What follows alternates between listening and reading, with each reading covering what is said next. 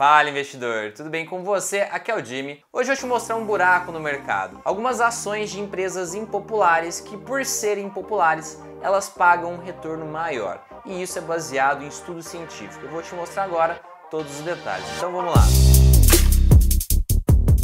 Então, antes da gente começar, vou pedir para você que é parceiro do canal deixar seu gostei, isso me ajuda bastante. Então já vem para minha tela. Empresas impopulares, prêmios grandes. A gente vai falar de algumas empresas que elas são relacionadas, são ações de empresas pecaminosas, que são relacionados a essas coisas que talvez as pessoas podem achar antiético, podem achar que vai contra seus valores morais. Isso tem um impacto muito profundo no mercado, inclusive na alocação de fundos de investimentos enormes, o que faz com que esse tipo de empresa fica mais descontado historicamente, ou seja, você acaba pagando barato por muito tempo nessas empresas e por isso ela traz um retorno muito acima da média. Basicamente é essa a ideia, ações consideradas pecaminosas que são lucrativas, empresas redondas, porém relacionadas a isso, costumam pagar um prêmio aqui acima da média. Então, basicamente a gente está falando de empresas relacionadas a tabaco, a álcool, jogos de azar, outros setores considerados antiéticos, inclusive armas. Então é importante a gente entender o porquê que isso acontece. Essas ações pecaminosas, que a gente pode chamar, elas são evitadas por investidores preocupados com responsabilidade social. Eu percebo isso em alguns vídeos meus. Quando a gente fala de empresas, eu analiso a contabilidade da empresa. Tem uma ou outra empresa que quando eu falo dela, os comentários do meu vídeo começa a aparecer, nossa, nesse tipo de empresa aí eu não invisto, isso aí vai contra o que eu acredito. E a gente pode pensar que isso é uma questão de questão pessoal da pessoa, mas não. Como você está vendo aqui na minha tela, eu coloquei a imagem dos dois maiores fundos de investimentos do mundo, que são gigantescos. Eles têm aqui, eles gerem a casa do $1 trilhão. Então, eles movem muito dinheiro. A gente está falando do BlackRock e da Vanguard. Caso vocês queiram entender melhor como eles funcionam, qualquer dia eu faço um vídeo somente deles. Basicamente, todo mundo tem dinheiro neles porque eles têm grandes ETFs, os maiores ETFs do mundo. A Vanguard já é uma empresa um pouco mais fechada, toda a teoria da conspiração das elites mundiais tem relação aqui com a Vanguard, mas outro dia a gente detalha isso. Mas basicamente é o seguinte, o fato das pessoas terem essa questão social faz com que elas não invistam nesses ativos. E esses grandes fundos, eles têm parte dos recursos dedicados somente para os investimentos considerados ESG. ESG é basicamente investimentos éticos que envolvem tanto a responsabilidade ambiental quanto a responsabilidade social e uma questão de comunidade, de questões éticas. Então, parte dos recursos deles, não é todo o recurso, porque eles têm fundos genéricos que acabam investindo em tudo, mas parte dos recursos, que parte já é muita coisa, é focado somente para o ESG. Basicamente, as empresas ESG é isso aqui, empresas com preocupação ambiental, E de environment, de ambiental, S de social e G de governança. Então seria uma empresa que engloba essas três coisas e elas acabam excluindo empresas que mexem com vícios ou que lidam com armas ou então até questão de energia suja como carvão mineral, petróleo, acabam perdendo recursos que são dedicados às empresas nessa visão ESG. E aqui, para você não achar que eu estou tirando isso da minha cabeça, dá uma olhada, isso aqui é um estudo científico, The Price of Sin, né? Seria o preço do pecado, o efeito das normas sociais no mercado. Esse estudo, basicamente a conclusão é essa aqui, ele sugere que essas ações relacionadas ao pecado, elas têm sido historicamente subvalorizadas. E se você paga barato em algo que dá dinheiro, né? Eu ia falar algo bom, mas bom que eu digo em questão econômica, de retorno, você acaba tendo um retorno maior que a média. Então, foi isso que aconteceu. Essas ações, por estarem subvalorizadas por muito tempo, elas geraram um retorno maior que o resto do mercado.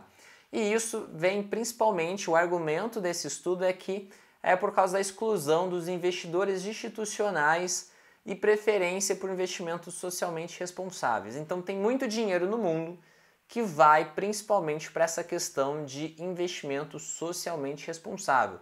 E às vezes até isso gera uma certa ineficiência em alguns pontos. A gente viu que a falta de investimento em petróleo, por exemplo, a falta de investimento em carvão e gás natural fez com que a Europa ficasse refém da Rússia. Então existem uma série de pontos em que todo esse discurso, que é bonito de se ouvir, às vezes não encaixa na realidade. E isso a gente vê nessas empresas. Essas empresas que entram nesse ponto polêmico, elas acabam ficando baratas, não vai dinheiro para elas, e é o que a gente viu. A gente não tem tido investimento em petróleo, inclusive em energia nuclear, a gente não tem tanto investimento. A China investe muito, o Oriente investe muito em energia nuclear porque é uma energia limpa, e o Ocidente pegou aqui uma birra, colocou como se energia nuclear não fosse ESG, e por isso acaba excluindo investimentos nisso também. Mas voltando aqui, um exemplo que a gente teve na Bolsa de Valores brasileira é a Souza Cruz. Alguns analistas consideravam a Souza Cruz a melhor ação da história da Bolsa de Valores brasileira. E a Souza Cruz era uma empresa responsável pela venda de cigarros aqui no Brasil, e ela acabou saindo da Bolsa, né? Ela fecharam o capital, compraram aqui mais de 90% dela, e ela já não tem relevância na Bolsa de Valores hoje. Sabendo disso, nos Estados Unidos, surgiram vários ETFs, já faz vários anos, isso não é segredo, principalmente nos Estados Unidos, onde o mercado é mais desenvolvido e eles acabam explorando mais teses de investimento. O mercado é bem mais maduro e por isso tem uma série de ETFs lá. O que é um ETF? É um fundo de investimento focado em algum tema. Então aqui a gente tem vários ETFs, que é um fundo passivo, né? Se você quiser saber melhor o que é ETF, joga no Google, no YouTube, tem explicações um pouco mais detalhadas. Mas é aquele fundo que você compra direto na bolsa, como se fosse uma ação normal. Aqui no Brasil a gente tem um BOVA, que replica o índice da bolsa, por exemplo. Lá nos Estados Unidos tem uma série de ETFs que seguem esse princípio do pecado. A gente tem um ETF lá que chama BAD.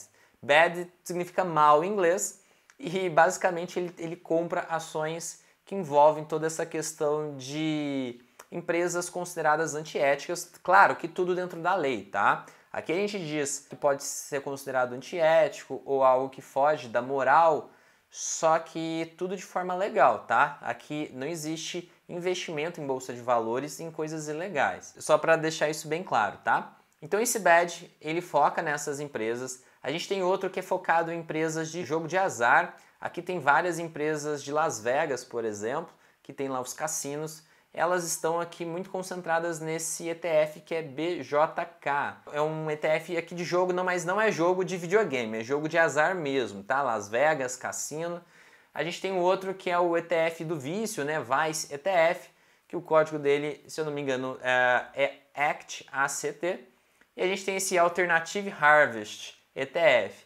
Alternative Harvest, se eu não me engano, é colher, tipo colher na parte agrícola. Então, isso é uma colheita alternativa. O código é MJ. Então, vocês já me entenderam, os entendedores entenderão aqui. Brincadeira, vou explicar. MJ é uma referência a Mary Jane, que é uma alusão a cannabis, tá? Então, é isso que ele está se referindo. Então, como você pode ver, os Estados Unidos ele explora essa tese porque tem alguns estudos que mostram esse prêmio, né? Esse retorno acima da média dessas empresas que ficam subvalorizadas por não entrarem em questões éticas e morais que muitos fundos de investimento se importam em investir. Aqui, para te dar alguns exemplos de empresas que enquadram nisso, eu já vou te mostrar no Brasil o que eu vejo que enquadra nessa situação, e está muito claro essa situação. Antes disso, nos Estados Unidos é mais fácil, a gente tem várias empresas lá que enquadram mais nisso, né? A gente tem algumas empresas de tabaco, como você pode ver, fiz uma lista aqui, Altria, British American Tobacco,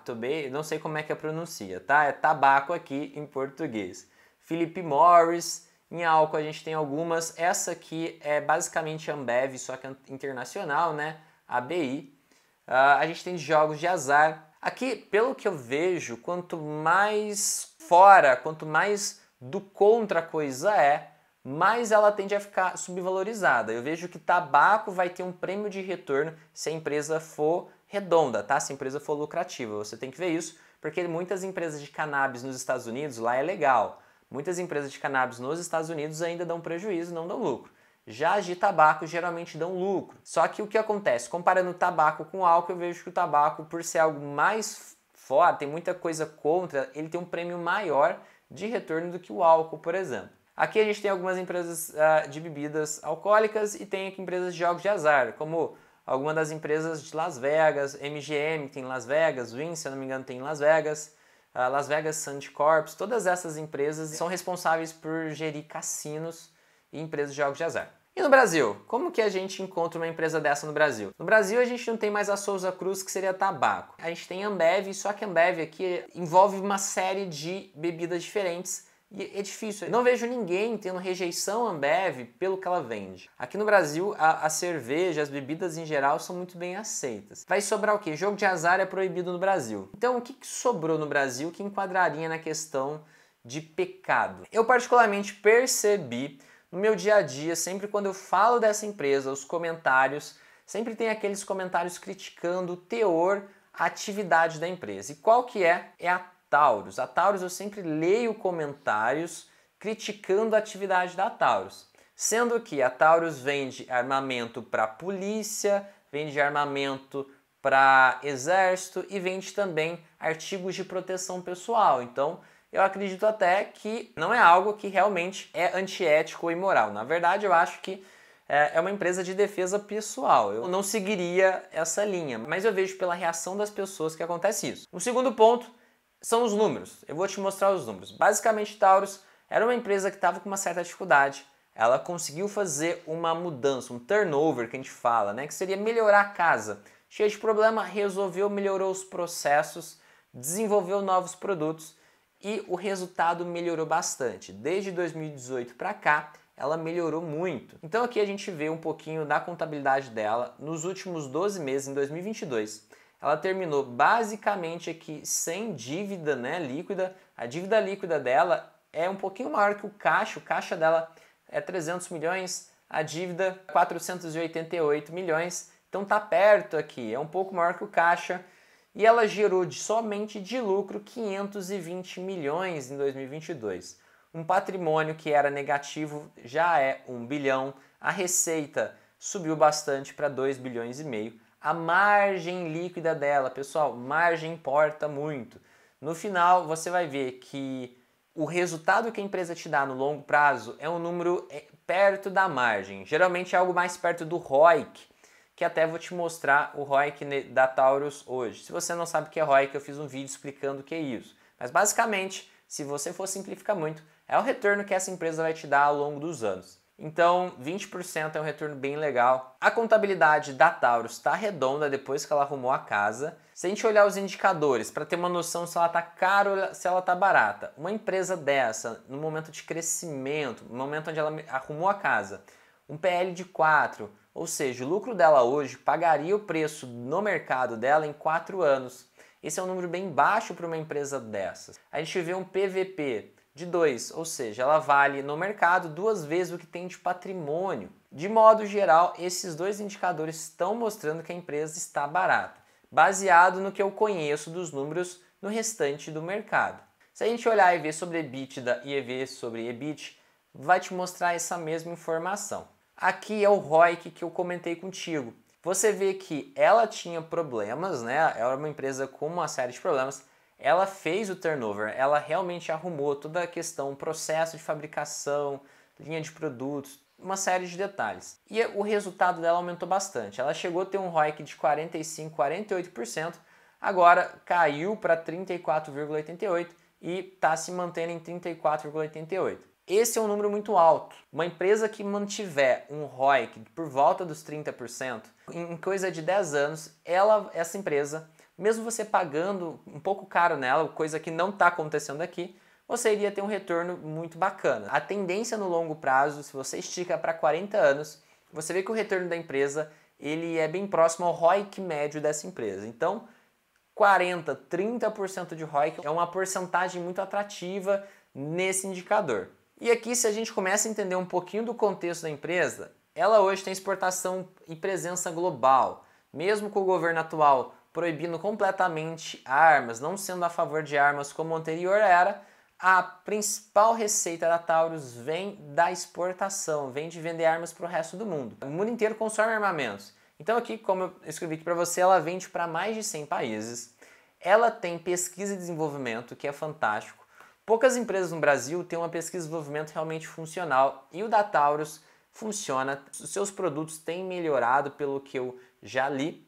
E isso é muito bom, isso significa que a empresa pode ter sempre novas linhas de receita com produtos novos e pode agregar valor em produtos antigos, melhorando eles na pesquisa e no desenvolvimento.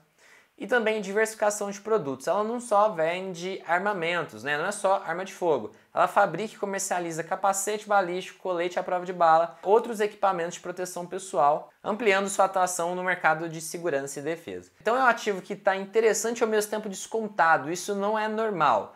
No mercado, essas duas coisas não deveriam existir. Se existe algo um pouco interessante, o dinheiro deveria vir nele e encarecer ele, para ficar caro. Um exemplo que a gente vê é a VEG. A VEG ela é ESG, ela está dentro de todas as normas possíveis. Os múltiplos da VEG são bem mais altos que o da Taurus. Tudo bem que a VEG tem um histórico gigante de resultado, então ela é fantástica, uma empresa mega redonda. Mas se você for pegar alguma empresa mais ou menos com resultado similar ou margens similares ao da Taurus, você vai ver que a tendência é que essa empresa ela esteja mais cara por não ser de um setor que é considerado relacionado a pecado ou esse tipo de coisa, ou algo antiético. No Brasil, eu vejo claramente que o caso que cai nessa situação que eu te expliquei hoje é a Taurus. Caso você souber alguma outra empresa que encaixa nessa situação, escreve aqui nos comentários para a gente descobrir. E o que a gente percebe? Que ainda hoje existe essa situação de desconto e de prêmio adicional em empresas que são impopulares ou que mexem com temas polêmicos. Então, caso você for investir nos Estados Unidos, vai ter uma gama maior de empresas lá. Aqui no Brasil, a gente tem que ver, aqui eu te dei de exemplo, que eu vi claramente que faz sentido essa tese, seria o que eu acabei de te mostrar. Investir em ações pecaminosas, elas podem te oferecer um retorno mais alto, mas também apresenta risco, como todo investimento em renda variável, tá? Até em renda fixa também existe risco. É importante você realizar as suas próprias pesquisas e análises para decidir o que faz sentido para você investir. E você tem que considerar seus próprios valores éticos. Eu entendo que cada pessoa tem um conjunto de valores, tem questão às vezes religiosa e você tem que respeitar isso nos seus investimentos. A gente no final tem que deitar à noite e dormir bem, eu acredito muito nisso. É um dos motivos de eu operar opções e não operar day trade, por exemplo, porque eu acho que o day trade me gastaria muito meu tempo, me preocuparia muito. Opções eu acho algo muito mais tranquilo de operar. E não só isso, a questão moral também. Investir em Taurus para mim faz sentido, eu vejo que ela serve para proteger as pessoas. Agora, quem não acredita nisso, é melhor não ter isso na carteira. Então é isso, espero que você tenha gostado. Se gostou, deixa o gostei. Esse é um tema interessante, pode te ajudar você a agregar um retorno maior na sua carteira. Caso você queira me acompanhar um pouco mais de perto, vou deixar meu Instagram aqui embaixo, @carvalho.jim. Se pôr Jimmy Carvalho lá vai me achar. Cuidado com os fakes, tá? Eu não ofereço nada no direct. Eu quase não consigo ler meus directs. Outro dia esqueci de responder minha mãe, mas já achei, já respondi. Mas eu recebo bastante mensagem lá. Se receber alguma coisa, provavelmente é um fake. Então, mas me segue lá, que é interessante, se me acompanha mais de perto. De vez em quando respondo as perguntas de vocês por lá. Então eu espero que vocês tenham gostado. Se você for novo por aqui, lembra de se inscrever no canal, ativar as notificações para não perder os próximos vídeos. Então é isso, meu amigo investidor. Obrigado por estar aqui comigo até agora. Um grande abraço e até o próximo vídeo.